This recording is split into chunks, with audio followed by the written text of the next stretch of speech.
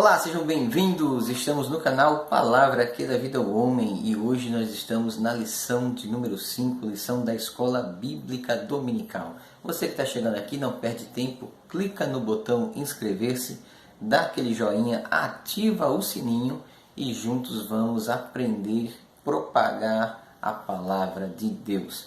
Lição de número 5 fala sobre Zorobabel recomeça a construção do templo. Muito bem, vamos ver o que nós temos hoje nesta lição. O nosso texto áureo, ela se encontra no livro de Ageu, capítulo de número 2, versos 10 e 18. Diz assim: ao 24º dia do mês nono, no segundo ano de Dário, veio a palavra do Senhor pelo ministério do profeta Ageu, dizendo: ponde, pois, eu vos rogo, desde o dia em que se fundou o templo do Senhor, ponde o vosso coração nestas coisas. Verdade prática diz: sob o poder de Deus, a igreja torna-se imbatível no cumprimento das tarefas que Cristo lhes entregou. Observação: sob o poder de Deus. Sob o poder de Deus. Muito bem, nossa leitura bíblica em classe encontra-se no livro de Esdras, capítulo 5, verso 1 e 2, e diz assim: e Ageu, profeta, e Zacarias, filho de Ido, profeta, profetizaram aos judeus que estavam em Judá e em Jerusalém, em nome do Deus de Israel, lhes profetizaram. Então se levantaram Zorobabel, filho de Sealtiel, e Jesua, filho de Josadaque, e começaram a edificar a casa de Deus, que está em Jerusalém, e com eles os profetas de Deus que os ajudavam. Ageu I, verso 1. No ano segundo do rei Dário, no sexto mês, no primeiro dia do mês, veio a palavra do Senhor pelo ministério do profeta Ageu a Zorobabel, filho de Sealtiel, príncipe de Judá, e Josué, filho de Josadaque, o sumo sacerdote, dizendo, verso 12, então ouviu Zorobabel, filho de Sealtiel, e Josué, filho de Josadaque, sumo sacerdote, e todo o resto do povo, a voz do Senhor seu Deus e as palavras do profeta Ageu, como o Senhor seu Deus o tinha enviado, e temeu o povo diante do Senhor. Zacarias 4, 6. E respondeu e me falou, dizendo, esta é a palavra do Senhor a Zorobabel, dizendo, não por força nem por violência, mas pelo meu espírito, diz o Senhor dos exércitos. Quem és tu, ó monte grande, diante de Zorobabel? Será uma campainha, porque ele trará a primeira pedra com aclamações, graça, graça a ela. E a palavra do Senhor veio de novo a mim, dizendo, as mãos de Zorobabel têm fundado esta casa, também as suas mãos a acabarão, para que saibais que o Senhor dos exércitos me enviou a vós. Porque quem despreza o dia das coisas pequenas, pois esse se alegrará vendo o prumo na mão de Zorobabel. São os sete olhos do Senhor que discorrem por toda a terra, Muito bem, então nós vamos observar nesta lição que a obra de Deus ela não ficou parada. Ela teve um período de dificuldade, enfrentou os opositores, paralisou, mas ela não ficou parada, que eu falo, é no sentido de inacabada. Nada que Deus começa fica inacabado, ele sempre conclui, tá certo? Às vezes eu faço alguma coisa e fica pelo meio, mas Deus nunca, sempre é concluído. Deus suscita os profetas Ageu e Zacarias. Primeiro tópico, Deus levantou dois profetas. O primeiro veio Ageu e depois veio Zacarias. Chegaram de surpresa em Jerusalém e entraram ali em contato com os líderes políticos, que também estavam com o povo judeu. O líder político quem era? Zorobabel. Zorobabel era o líder político e recebeu uma mensagem pessoal da parte de Deus através dos profetas, dos homens de Deus. E ele recebeu uma mensagem de quê? De encorajamento para retomar e para concluir a edificação do templo, a edificação daquilo que estava parado. Deus mostrara a ele um castiçal com 7 lâmpadas, símbolo da obra de Deus. O óleo que as lâmpadas precisavam tinha que fluir através de canos ligados a um vaso de azeite que ficava acima.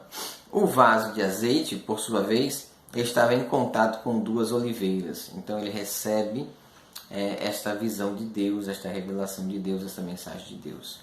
Segundo, Josué, o sumo sacerdote, líder espiritual do povo, né? E terceiro, o próprio povo recebe também uma mensagem da parte de Deus através do profeta Ageu. Esta mensagem era importante para fazer com que o povo despertasse no sentido de ajudar a concluir a obra de Deus, tá bom? No tópico de número 2, o resultado da mensagem dos profetas. Assim, os 2 líderes criaram o quê? Coragem. E o povo também foi renovado pelo impacto da mensagem de Deus. E os líderes, junto com o povo, começaram a trabalhar e a edificar a casa do Senhor. Isto foi importantíssimo para que as coisas pudessem ser prolongadas de forma correta. No tópico de número 3, nós vamos ver acerca do impulso espiritual dado pelos profetas. Continuou dominando os construtores até a conclusão da construção. Então Deus fez aquele movimento e aquele movimento manteve-se aceso enquanto durou a obra, para o povo não desfalecer, não desanimar, não entristecer. E concluiu-se a obra. E os profetas Ageu e Zacarias também continuavam dando a sua cooperação, prosperando pela profecia do profeta Ageu e de Zacarias, filho de Ido, e edificaram a casa e a aperfeiçoaram conforme o mandato do Senhor Deus de Israel. Síntese do tópico 1. Os profetas Ageu e Zacarias são levantados pelo Senhor para incentivar e exortar o povo a retomar ou a retornar à reconstrução do templo.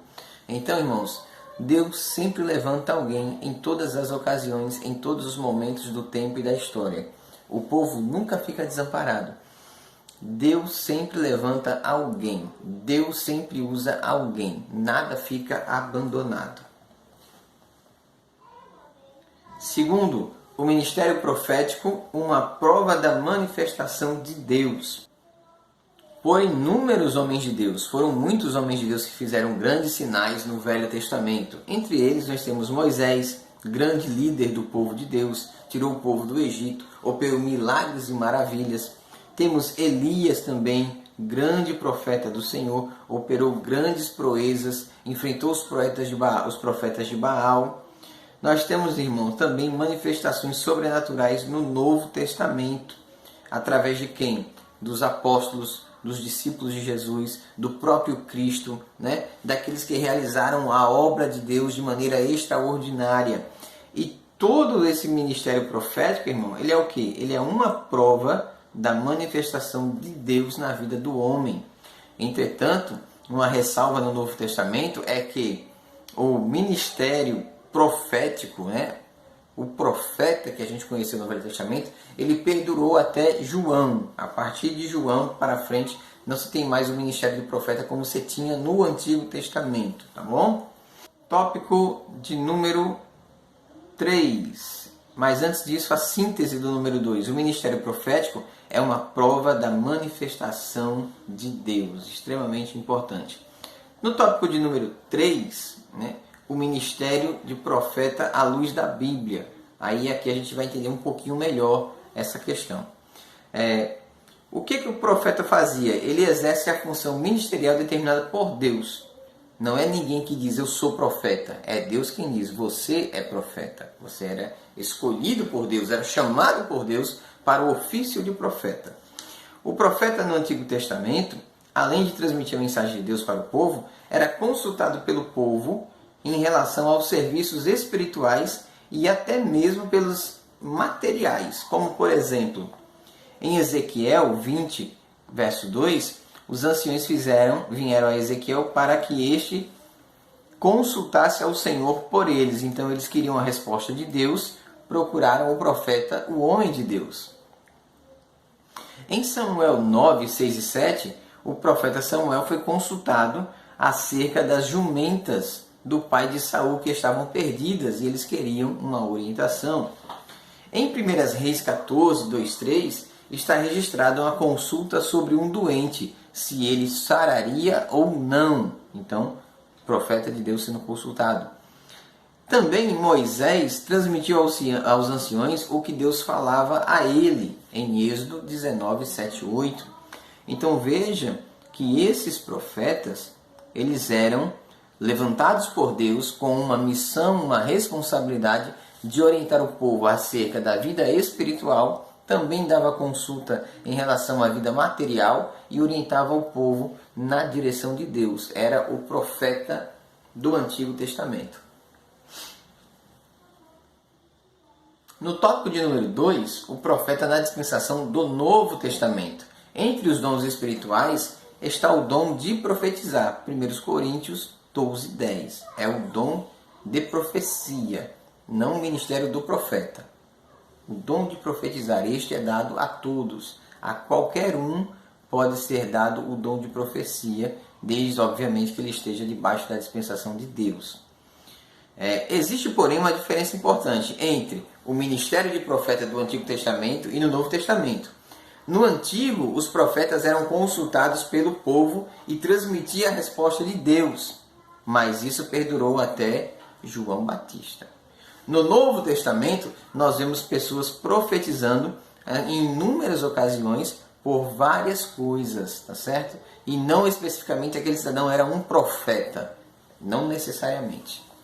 É, portanto, um erro doutrinário quando alguém que possui o dom de profecia procura usá-lo como se fosse uma espécie de vidente de Deus. Não temos um vidente de Deus, tá bom? Não existe mais aquela pessoa do Antigo Testamento que era consultada para direcionar a voz de Deus para o povo. Não funciona mais assim. Hoje, a presença de Deus é acessível a todos que querem servi-lo, adorá-lo na beleza da sua santidade. O acesso é livre a todos. Tem até uma passagem interessante em Jeremias 23, 21. Não mandei os profetas, todavia eles foram correndo. Não lhes falei a eles, todavia eles profetizaram. Então tem gente que não está sendo usado por Deus. Tem gente que está usando a si mesmo. Profeta de mentira, profeta da carne, profeta da cabeça dele. Cuidado. Síntese do tópico de número 3. Os profetas exercem uma função ministerial determinada pelo Todo-Poderoso. Importantíssimo isso, irmão. Lembre-se, você é usado por Deus. O dom não é seu, a glória não é sua, o poder não é seu. Tudo é dele, por ele e para ele. À medida que eu me desligo da videira, eu perco também a graça de Deus sobre a minha vida. Para que eu faça grandes coisas na presença de Deus, eu preciso estar ligado na videira. Que Deus te abençoe, Deus te guarde, Deus te proteja. Se inscreve no canal, divulga o vídeo e até a próxima, em nome de Jesus.